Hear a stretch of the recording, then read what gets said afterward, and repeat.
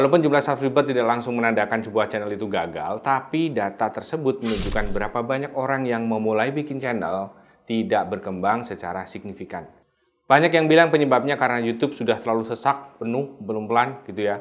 Tapi saya justru melihat sebaliknya. Ada kesempatan besar di situ. Mengapa? Karena 95% channel yang nggak berkembang tadi punya penyebab yang sama. Buat kalian yang masih jadi bagian dari 90% tadi, saya akan kasih tahu penyebabnya dan gimana cara ngatasinya. Simak terus. Berikut adalah hal yang paling sering menjadi penyebab mengapa banyak sekali YouTuber yang gagal atau nggak berkembang. Yang pertama, YouTuber membuat video hanya untuk dirinya, bukan untuk penonton. Banyak orang yang memulai YouTube dengan membuat video untuk kesenangan mereka dan berharap secara otomatis akan disukai oleh orang lain juga. Video-video itu hanya untuk kesenangan kreatornya, tapi seringkali nggak ada manfaatnya buat penonton. Banyak yang merasa tiba-tiba sok penting saat kamu upload video, misalnya kamu lagi ngapain gitu kan. Kamu mungkin akan senang dan bangga lihat video itu, tapi buat orang lain, punya manfaat apa? Oke, gimana cara perbaiki ini? Gampang. Saat kamu punya video, posisikan dirimu sebagai penonton dan coba lihat kamu bakal dapet apa. Contohnya, kamu bikin video tutorial masak. Pikirin sampai hal detail, jangan sampai kelewat. Kalian masak kacang teri. Ya, masukkan bumbunya, masukkan terinya. Blung. Itu terinya perlu dicuci enggak? Perlu direndam enggak? Dan sebagainya. Jangan main belang-belung aja. Oke? Saya pernah dengar curhat seorang penonton dari sebuah channel senam. Dia bilang, saya kapok nonton channel ini. Loh kenapa? Dia ganti posisi nggak bilang-bilang. Saya kayak orang bego jadinya. Saya begini, dia lagi begini, dia udah begini. Dianya madep sono, dianya madep mana. Posisikan dirimu sebagai penonton. Yang kedua, nggak upload cukup video. Gimana dengan channel yang bikin kontennya susah, butuh waktu lama untuk bikin, ya kalian harus cari cara.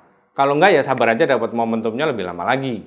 Upload 2 minggu sekali, sebulan cuma 2 video, kapan majunya? Memang benar di luar sana ada YouTuber yang melesat dengan modal beberapa video aja. Itu pengecualian ya, karena nggak semua orang bisa seperti itu. Nah, gimana ngatasinya? Permudah cara kalian membuat video. Bikin rencana konten. Bikin target.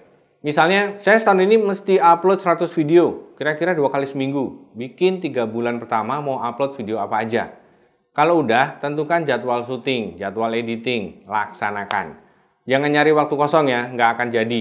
Tentukan waktu khusus untuk produksi video. YouTuber itu bukan sekedar orang yang upload video aja. Kalau kamu mau ngaku sebagai YouTuber, kamu harus bisa jadi seorang konten strategis, tukang riset kata kunci, analis, storyteller, penulis, produser, aktor, video editor, presenter, moderator, desainer, planner, akunting, sales, marketing, manajer, negosiator, dan sebagainya. Banyak banget. Dengan banyaknya kebutuhan skill tadi, tidak ada yang langsung bisa semua. Apalagi langsung jadi ahli gitu kan. Nah, di sini banyak yang gagal karena nggak mau berlatih dan menyerah duluan sebelum sempat mengembangkan skill tadi. Ini bukan ngadi-ngadi ya. Ini pekerjaan real saat kamu bikin channel YouTube. Sanggup nggak? Harus sanggup. Dan kalian pasti bisa. Caranya gimana? Ya belajar. Step by step. Punggung golok aja kalau diasah terus-menerus ya lama-lama tajam. Apalagi kalian yang keren dan pinter-pinter di sini. Pasti bisa. Setuju? Belajar mulai dari yang penting-penting dulu. Apa contohnya? Bikin desain thumbnail, riset kata kunci, baca analitik, nulis judul dan deskripsi yang menarik, dan nyari ide yang mantap untuk video selanjutnya. Problem nomor 4 ini sebaliknya. Sudah semangat untuk belajar, semangat menguasai skill, tapi cuma fokus di satu hal aja. Ada YouTuber yang tiap hari nguliknya satu itu aja. Masalah editing misalnya. Tenaganya dihabisin untuk gimana bikin efek, transisi, dan sebagainya. Kamu itu mau jadi YouTuber, bukan jadi video editor. Keasikan belajar ngedit, lupa cara ngomongmu masih belum asik, belum bisa bikin thumbnail yang nendang, belum bisa riset kata kunci, ya akhirnya terbengkalai semua. Gimana cara ngatasinya? Coba selidiki di channelmu itu hal paling dibutuhkan skill yang mana dulu. Itu dulu dipelajari. Nanti paralel ke skill yang lain. Misalnya channel ini. Menurut saya yang paling penting di channel ini adalah materinya. Maka dari dulu saya tidak berhenti mengasah skill untuk meriset. Kemudian saya tingkatkan terus-menerus kemampuan menulis untuk membuat alur materi tadi. Sisanya lagi masalah skill editing, itu pun saya batasin, yang penting saat ditonton bisa bikin kalian paham. Gimana padu padan gambar antar suara, padu pada suara dan gambar gitu ya. Channelmu butuh skill yang mana dulu yang paling penting? Nomor 5, ini yang paling sering bikin gagal YouTuber khususnya di Indonesia. mengharapkan berhasil terlalu cepat. Oke, bayangin ya, bahkan belum bikin channel aja udah mengharapkan monet. Ini parah. Bang, kalau saya bikin channel ini bisa dimonet enggak? Baru bikin 5 video udah berharap punya 10.000 subscriber. Baru 6 bulan udah pengen 100.000 subscriber. Padahal nentuin besok mau upload apa aja masih bingung. Nggak tahu gimana caranya nyari ide. Akibatnya apa? Belum setahun udah stres sendiri karena nggak sabaran. Gimana ngatasinnya? Kalau kalian tipe orang nggak sabaran, belum apa-apa udah pengen kaya, ya usaha. Saya nggak sabar nih. Ayo, mana yang harus saya pelajari dulu? Oh ya, YouTuber harus bisa ini. Oke, saya pelajarin ini. Dah, mana lagi? Harus bisa ini. Oke, saya kulik. Dan seterusnya. Manfaatkan ketidaksabaranmu itu untuk memacu naikin skill. 3-6 bulan kalian ngotot mau belajar, udah lancar tuh YouTube-nya. Beneran. Jangan malah nyari jalan pintas, ya. Nomor 6, kalau ini agak susah obatnya. Capek sendiri, kemudian menyerah. Ya, masih nyambung dengan tadi. Ini nggak cuma dialamin pemula, tapi juga channel yang udah mapan. Penyakit burnout atau merasa mentok pasti akan dialami semua kreator. Saya tahu ini karena saya lagi handle channel-channel yang shopnya di atas 1 juta. Mereka merasa kehabisan ide, merasa ditinggalkan penonton, dan galau mau gimana lagi. Kalau kalian masih pemula, nggak belajar gimana ngatasin ini, ke depan akan lebih berat lagi tantangannya. Bahkan YouTube juga mengeluarkan program untuk membantu kreator-kreator yang merasa mentok, bahkan stres. Mereka membuka pintu untuk konsultasi. Salah satu saran saya untuk sampaikan ke mereka masalah ini ya liburan aja dulu bro. Take a break bentar, healing biar seger lagi. Saya suruh liburan, nanti kalau udah seger, yuk kita ngobrol lagi mau gimana. Nomor 7, nggak manfaatin tools yang ada di internet untuk bantu pekerjaan kalian. Ibaratnya itu kita nggak akan bisa bikin rumah kan kalau nggak ada punya palu.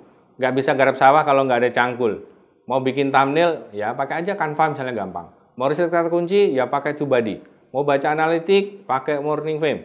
Banyak tools lain yang bisa kalian manfaatkan. Ini akan membuat pekerjaan kalian lebih mudah dan cepat. Nomor 8, nggak manfaatin tools yang ada di YouTube sendiri. Saya yakin banyak di antara kalian yang nggak tahu ya, kalau di YouTube sendiri punya tools-tools keren yang bisa membantu kalian. Contohnya di Studio. Ada analitik di situ. Kita bisa lihat gimana penonton menikmati video kita. Dan banyak hal yang tersembunyi yang sudah saya bahas juga di video saya. Nanti diubek-ubek. Gunakan tools seperti playlist, subtitle, chapter, dan sebagainya. Itu tools-tools yang bisa bermanfaat buat channel kita. Nomor 9, nggak punya strategi. Sama sekali nggak punya rancangan gitu ya. Channelnya mau ngapain dan mau diapain. Pasrah aja. Nggak akan berhasil. Yang biasanya nggak dipikirin, tipe video seperti apa yang akan dibuat. Niche-nya apa, siapa yang akan nonton, dan sebagainya. Saya sudah mikirin bang, nentuin topiknya udah dirancang belum? Kebanyakan gitu kan. Udah paham niche-nya, udah paham siapa penontonnya, konten tiap videonya nggak dipikirin. Nggak nyambung jadinya saat dieksekusi. Coba deh, bikin daftar topik video yang akan dibikin, atau daftar ide-ide yang lagi hit untuk channelmu. Bikin daftar paling nggak 50 video, ide video. Kalau di niche channelmu itu punya 4-5 kategori, tinggal bagi aja kan. Bikin subtopiknya apa aja. Pakai tools TubeBuddy itu bisa tuh untuk dipakai nyari ide. Misalnya channel nge-gym, bikin 4 kategori. Mengecilkan otot perut, membesarkan dada, kemudian urusan otot kaki, urusan alat misalnya. Nah, bikin 10 video tentang mengecilkan otot perut aja sudah banyak ide. Gitu ya caranya. Saya nggak bisa ngasih contoh channel satu-satu ya. Kalian pikirin sendiri. Bonus nih yang bikin gagal, nomor 10. Jangan punya mental pengen disuapin terus. Udah punya semangat belajar, tapi kalau malas di bagian eksekusinya ya percuma. Misalnya dari tips nomor 9 tadi. Saya bilang kamu bikin rencana konten, bagi jadi 5 kategori. Habis itu bikin list videonya untuk tiap kategorinya. Habis itu pasti ada yang mikir, untuk channel saya gimana bang? Rencananya 50 videonya apa aja? Kasih tahu dong, saya tinggal nyatet gitu kan. Kreator model begitu, anak mami, nggak akan berhasil channelnya. Ya kalian pikirin lah. Udah 20, 23 nih. Oke? Usaha terus ya. Semoga bermanfaat. Sampai ketemu lagi.